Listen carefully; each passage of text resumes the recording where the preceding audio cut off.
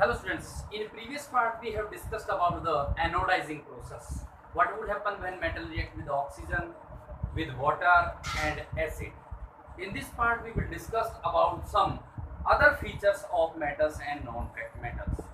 The next feature is displacement reaction.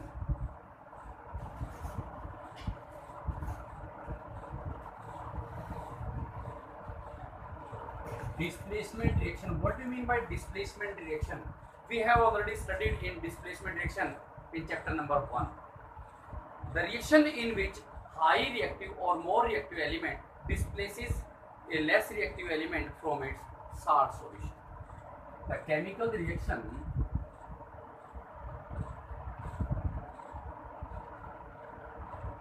in which a more reactive element displaces a less reactive element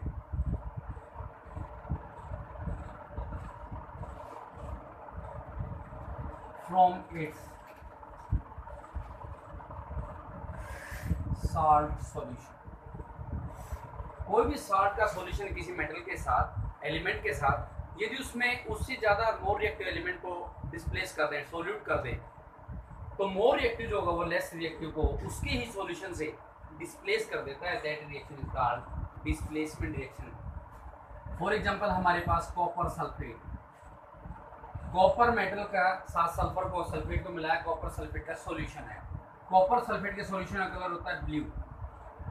when iron, a fresh nail of iron is put into this solution.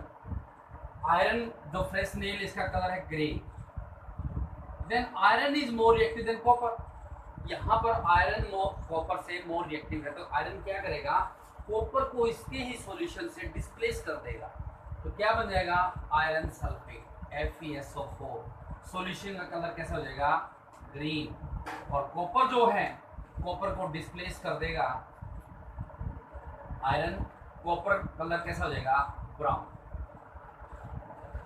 Iron is more reactive than copper, so iron displaces copper from its salt solution. So what is displacement reaction? The chemical reaction in which a more reactive element displaces a less reactive element from its salt solution. इसी वजह से यदि आपके पास iron sulphate का solution है, iron sulphate के solution का colour कैसा है, green. When we put zinc metal, zinc is silvery, zinc metal in it, zinc is more reactive than iron. तो रिएक्टिव मोर रिएक्टिव है, इसलिए आयरन को क्या करेगा, जिंक डिस्प्लेस कर देगा. तो क्या बन जाएगा, zinc sulphate plus iron. Zinc sulphate का कलर कैसे हो जाएगा, व्हाइट. ये सॉल्यूशन बन जाएगा, सॉल्यूशन का कलर ग्रीन से कैसे हो जाएगा, व्हाइट. और आयरन का कलर कैसा हो जाएगा, यहाँ पर वही ब्राउन. कॉपर से ज्यादा रिएक्टिव कौन है, आयरन. और आयरन से ज्यादा रिएक्टिव क्या है, तो इसका मतलब जिंक कॉपर को भी डिस्प्लेस कर सकता है, क्योंकि मोर रिएक्टिव ही लेस रिएक्टिव को डिस्प्लेस कर सकता है, लेस रिएक्टिव मोर को नहीं. सपोज कीजिए आपके पास एक सॉल्यूशन दे रखा है ZnSO4 जिंक सल्फेट. कैसा कलर होगा इसका, white. We put copper. Question पूछ रहे कॉपर का कलर यहाँ पर कैसे देखा, brown.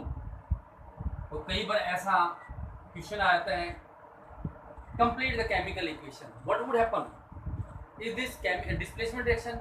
No, this is not displacement reaction because copper is less reactive than zinc.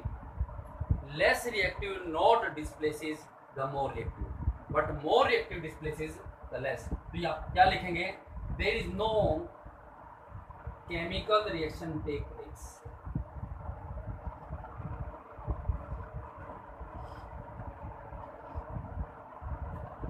ठीक है, रीजन पूछ रहे वाई, क्यों, तो आप कह सकते हैं copper is less reactive than zinc.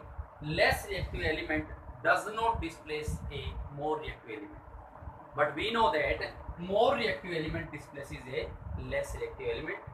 That is called displacement reaction. The next is reactivity series.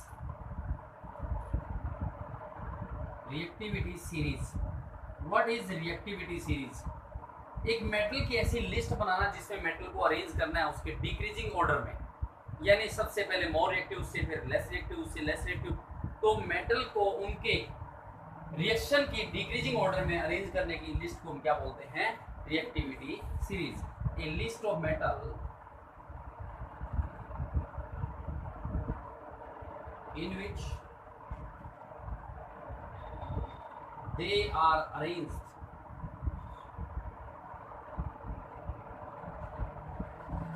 on the basis of decreasing order। Metal की एक ऐसी लिस्ट जिसमें मेटल को उनके डिक्रीजिंग ऑर्डर में अरेंजमेंट किया जाए, that series is called reactivity series. आप इसमें भी कह सकते हैं zinc is more reactive than copper and copper is more reactive than zinc is more reactive than iron and iron is more reactive than copper. तो आपने क्या किया? मेटल की एक सीरीज बना दी जिसमें मेटल को जो भी आपके पास मेटल दे रखी है उन मेटल की एक लिस्ट ऐसी बनानी है कि मोर रिएक्टिव को पहले और लेस रिएक्टिव उसके बाद में डिक्रीजिंग ऑर्डर में अरेंजमेंट करना। This series is called reactivity series. आपकी बुक के अंदर पोटेशियम, सोडियम इस प्रकार से शो कर रखी थी। Potassium is more reactive than iron, sodium, यहाँ बीच में आयरन और लास्ट रिएक्टिव में क्या होगा? गोल्ड। क्योंकि मेटल को उनके डिक्रीजिंग ऑर्डर में अरेंजमेंट करना, इस अरेंजमेंट को ही डिक्रीजिंग ऑर्डर में अरेंजमेंट करने को ही क्या बोलते हैं? Reactivity series. क्लियर? नेक्स्ट आता है how do metals react with non metals. Metal non metal से किस वे से रिएक्शन करते हैं? How do metals react with non metals। कि मेटल्स जो होती हैं नॉन मेटल से किस वे से कैसे रिएक्शन करती हैं? मेटल जब भी नॉन मेटल से रिएक्शन करेगी on the basis of valency और वैलेंस इलेक्ट्रॉन के बेस पे। जैसे सोडियम क्लोराइड, सोडियम मेटल है, क्लोराइड क्लोरीन से बना है, क्लोरीन क्या है? नॉन मेटल है। तो सोडियम और क्लोरीन किस बेस पे आपस में रिएक्शन कर रही है? On the basis of valency और वैलेंस इलेक्ट्रॉन। इसका आंसर आप क्या देंगे? Metals react with non metals on the basis of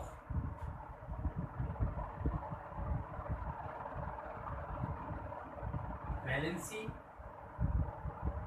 और वैलेंस इलेक्ट्रॉन। कितनी वैलेंसी है या उसके कितने वैलेंस इलेक्ट्रॉन्स हैं, इस बेस पे मेटल नॉन मेटल से रिएक्शन करते हैं। सपोज कीजिए आपके पास है सोडियम क्लोराइड NaCl, इसमें से Na क्या है? सोडियम क्या है? मेटल है। क्लोरीन जो कि क्लोराइड बनाता है क्या है? नॉन मेटल है। तो इसने किस वे से रिएक्शन की है? सोडियम को आप अलग लिखिए, क्लोरीन को आप अलग लिखिए।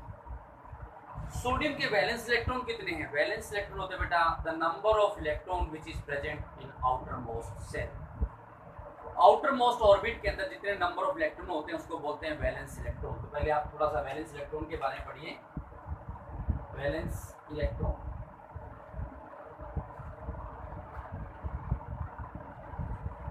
The number of electrons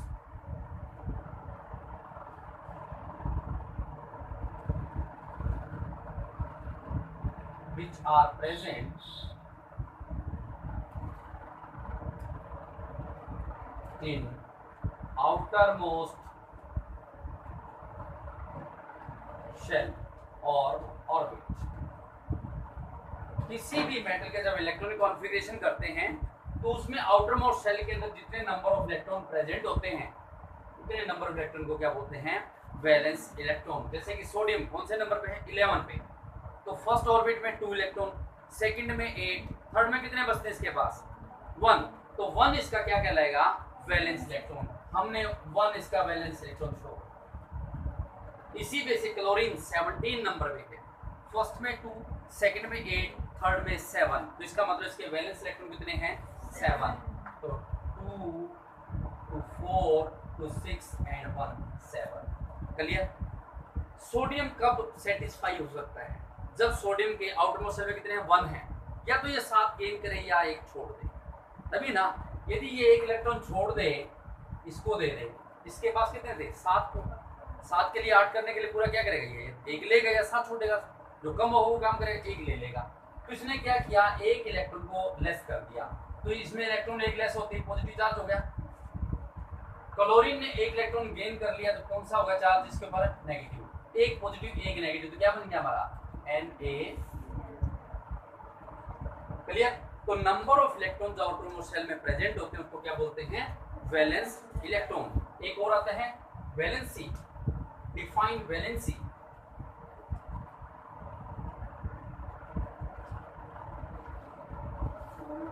Combining capacity of the element is known as valency. Combining capacity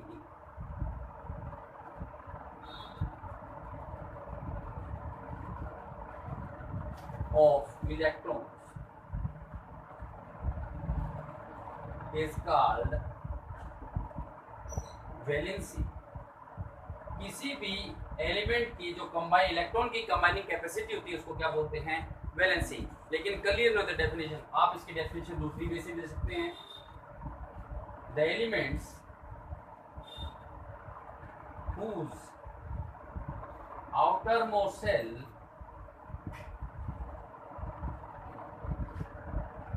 not completed, वे एलिमेंट्स जिनके आउटरमोस्ट शेल कंप्लीट नहीं है, मतलब फुली इलेक्ट्रॉन से फिल्ड नहीं है, they are ready to loss और गेन इलेक्ट्रॉन। वो इलेक्ट्रॉन को लेने के लिए या इलेक्ट्रॉन को छोड़ने के लिए रेडी रहते हैं। They are ready to gain और लॉस इलेक्ट्रॉन। यानी जिस एलिमेंट के outermost shell outermost orbit complete नहीं है, वो एलिमेंट क्या करते हैं, वो इलेक्ट्रॉन को लेने के लिए, गेन करने के लिए या लॉस करने के लिए रेडी रहते हैं। जितने नंबर ऑफ इलेक्ट्रॉन गेन किए जाएं या लॉस किए जाएं उसे हम क्या कहते हैं, the number of electrons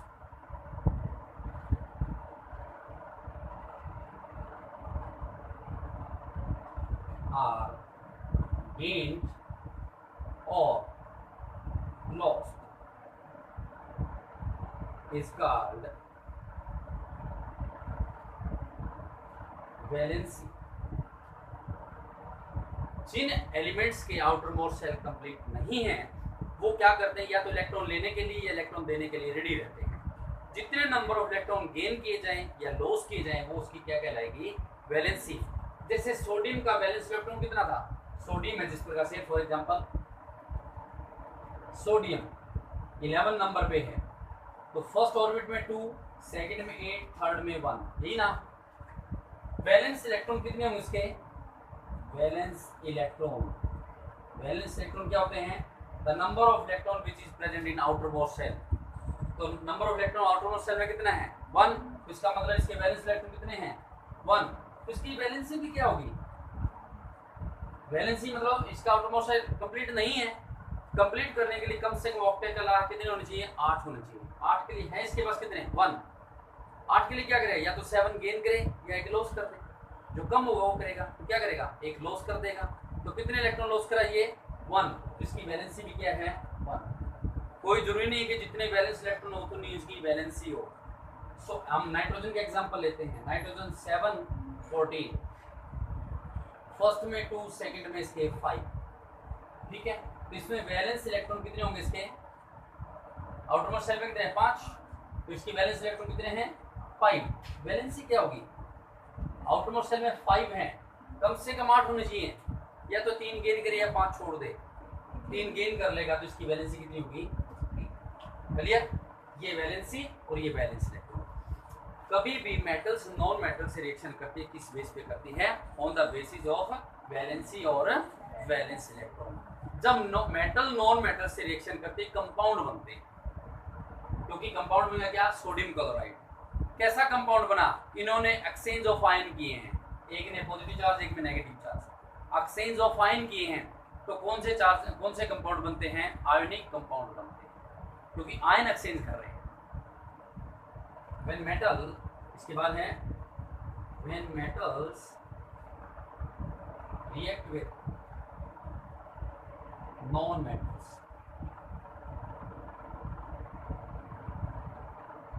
ionic compounds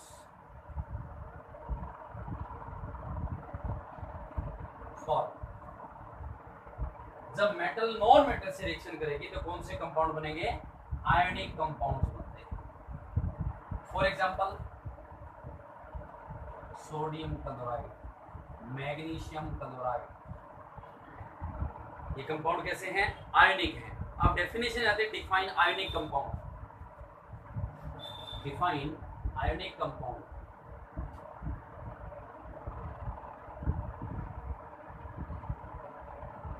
ionic compound किसे कहते हैं? What are the properties of ionic compound? Question आता है, define ionic compound and write the physical property of ionic compound. तो आयोनिक कंपाउंड क्या होते हैं? द कंपाउंड इन विच या which are formed on exchange of ions such as metal with non-metals. The compounds which are formed on exchange of ions such as metal react with non metals. कि metal जब non metal से reaction करती हैं तो जो compound बनता है वो कंपाउंड कैसे होते हैं? Ionic compound. आपका जैसे एग्जांपल दिया मैग्नीशियम क्लोराइड, सोडियम क्लोराइड में NaCl, मैग्नीशियम क्लोराइड में MgCl2। यहाँ ऐसा क्यों आया? बनाइए फॉर्मूला इसका, Mg 12 नंबर पे है 1224, क्लोरीन 1735, 35.5 होता है वैसे, इसका 35 ले लेते हैं। मैग्नीशियम कौन से नंबर पे है? 12 पे। इसके इलेक्ट्रॉन भी कितने होंगे? 12 होंगे। फर्स्ट में 2 इलेक्ट्रॉन, सेकंड में 8, थर्ड में कितने बच गए इसके पास? 2। तो मैग्नीशियम के पास बैलेंस इलेक्ट्रॉन कितने हैं? 2 हैं। क्लियर? क्लोरीन कौन से नंबर पे है? 17। तो फर्स्ट में 2 इलेक्ट्रॉन, सेकंड में 8, थर्ड में 7। तो क्लोरीन के पास कितने भाई? 7 है। क्लियर? अब इसके पास इसको छोड़ने के लिए, क्योंकि आउटर मोस्ट शेल में कितने हैं? 2। 8 करने के लिए या तो 6 ले या 2 छोड़ दे। ये 2 छोड़ेगा। 2 छोड़ने के लिए 2 छोड़ता है, इसको 1 चाहिए। इसका मतलब क्लोरीन के कितने पार्टिकल मॉलिक्यूल ले रखे उसने? 2। तो क्लोरीन का एक मॉलिक्यूल और ले लीजिए। 2 2 4 6 1 7। क्लियर? एक इलेक्ट्रॉन ये इसको दे दे और एक इलेक्ट्रॉन ये इसको दे दे। तो मैग्नीशियम कितना? 1। मैग्नीशियम का तो 1 है ना। क्लोरीन के कितने मॉलिक्यूल हो गए? 2Cl। Clear? This the formation of ionic compounds. What do you understand by ionic compounds?